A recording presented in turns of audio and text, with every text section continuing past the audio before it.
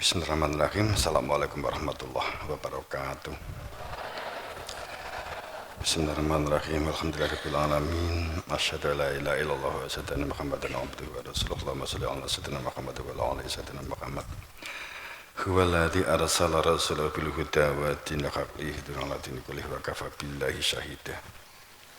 Allahumma ya muqallibal qulubi tsabbit qulubana ala dinik. Allahumma aftah lana kafadha qir'ana wa qulubana bihi tajlakin.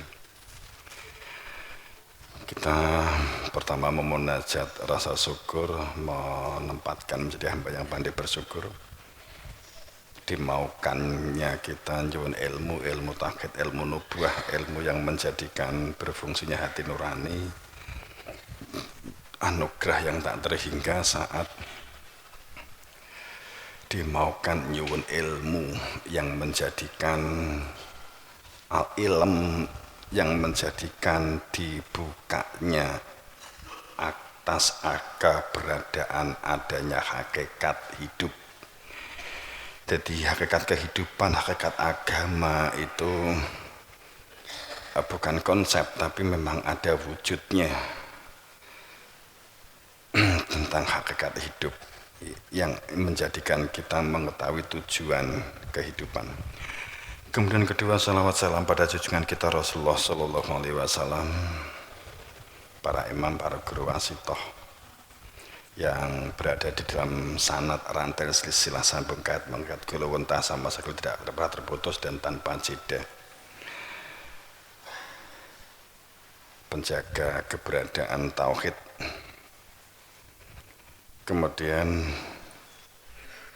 ketiga kali ini saya melihat jam 2015. Pada saat kita berbicara tentang kehidupan, bagaimana kita untuk tidak menjadi manusia yang kaku dan beku, karena sifat-sifat kekufuran, sifat-sifat kefasikan dan kemunafikan itu adalah perilaku-perilaku yang kaku dan beku, fanatik. Maka kita menghindari ungkapan-ungkapan dan tindakan-tindakan. Katakan sebagai contoh begini, ini bukan tugas saya, ini bukan pekerjaan saya, ngapain saya mengerjakan dan membantunya. Kita hindari itu satu kalimat-kalimat ya, saat kita itu melakukan pekerjaan, melakukan tugas.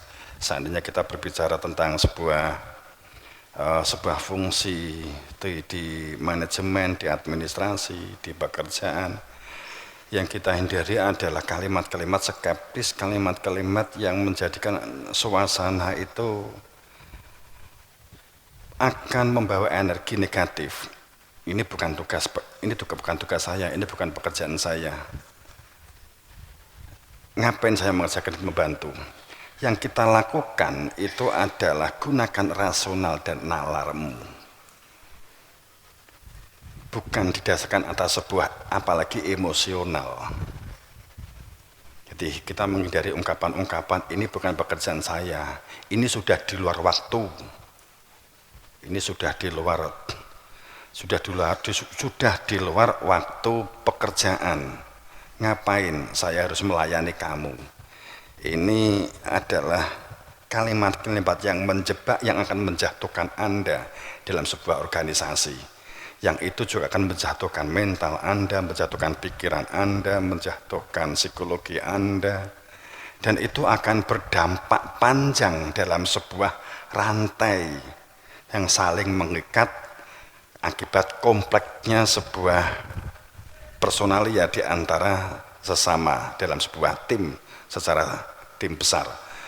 Jadi itu akan saling mengkait. Yang kita hindari adalah kalimat-kalimat yang mematahkan semangat. Tapi yang kita gunakan adalah nalar dan rasional. Bahkan lebih baik mengatakan demikian, saya sedang malas, saya sedang istirahat, bahkan saya sedang malas. Bisa jadi malah lebih baik itu daripada kita mengatakan, wah itu bukan tugas saya, ngapain saya harus peduli. Ini adalah kalimat-kalimat yang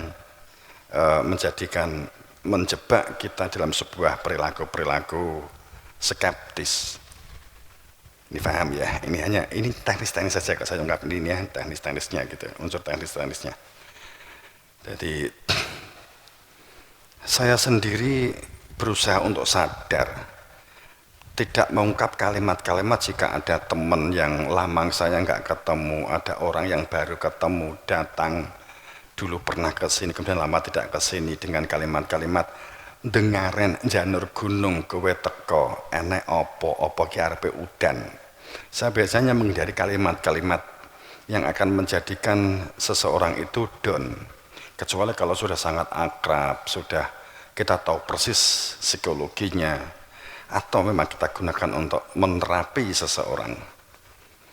Saat kita mengatakan ini bukan tugas saya, untuk apa saya peduli, ini sebenarnya menunjukkan identitas yang bersangkutan. Kalau kamu, umpamanya saya mendengar, apalagi langsung berhadapan dengan saya, umpamanya saya mendengar, jelas di dalam frame saya untuk sementara backlist di dalam hal kemanajemenan, karena pasti ini nggak bisa menjadi sebuah kepengikutan yang menjadi sebuah kepemimpinan, pasti nggak bisa. Dia hanya bisa di wilayah administratif doang.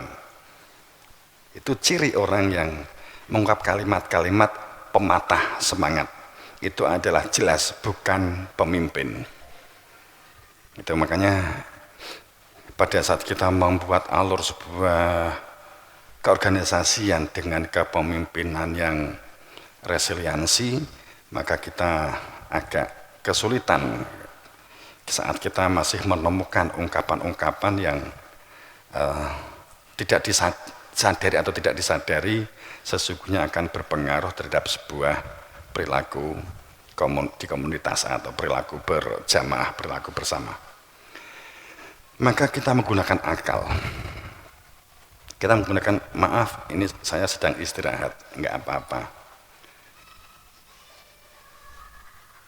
Di sana-sana, di perusahaan sana-sana, di komunitas sana-sana, memang apakah kita mencontoh sesuatu yang fakta, yang saat ini semuanya sama kolab, kalaupun enggak kolab materi tapi kolab psikologi, mereka tampak baik secara mata, menguntungkan, tapi di antara mereka saling sikut-sikutan, apa ini yang kita contoh, kan gitu. Paham maksud saya ya? Paham? Jadi kadang kita mencontoh itu juga kita harus mengendalikan sebuah pemikiran. Oh profesional di sana tuh bagus. Pokoknya saya nggak akan menyebut, sebenarnya banyak contoh, kalau saya menyebut subjek nggak nyaman.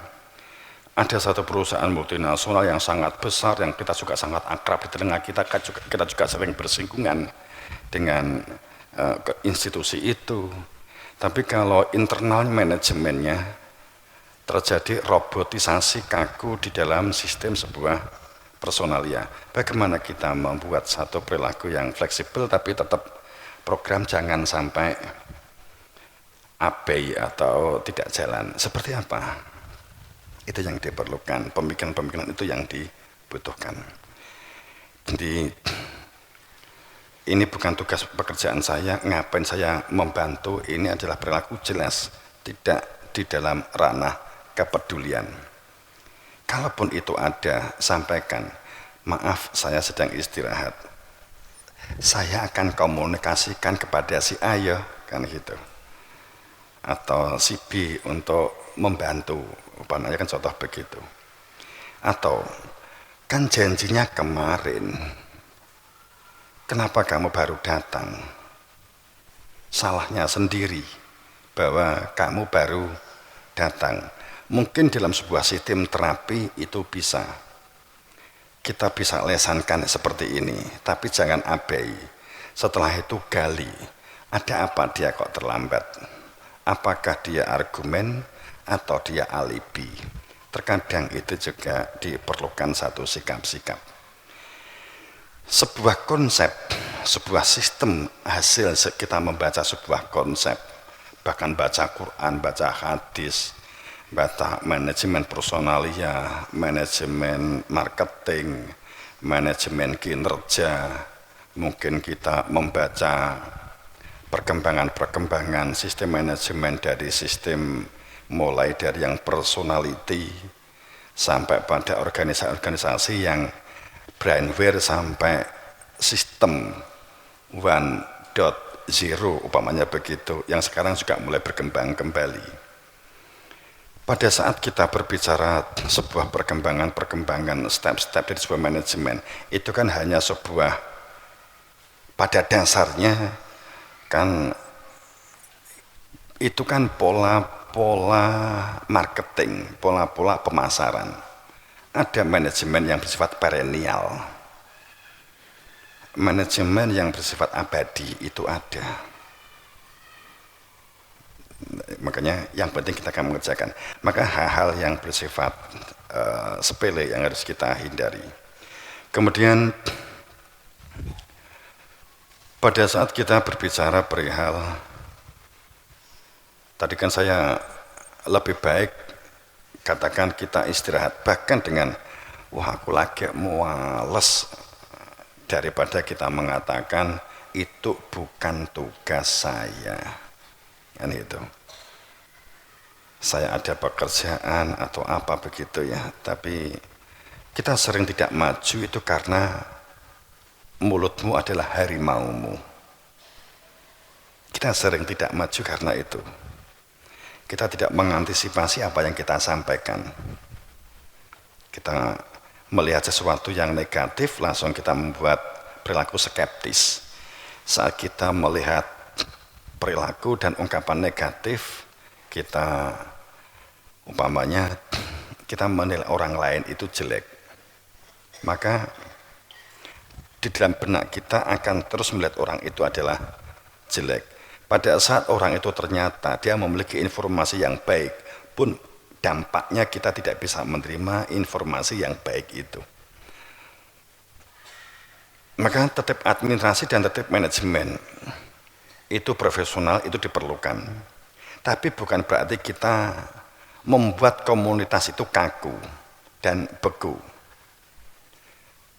Orang mengatakan harga diri, martabat, yang menjadi salah tempat itu pada saat ini demi martabat, ini demi kehormatan. Hanya sebuah pakaian.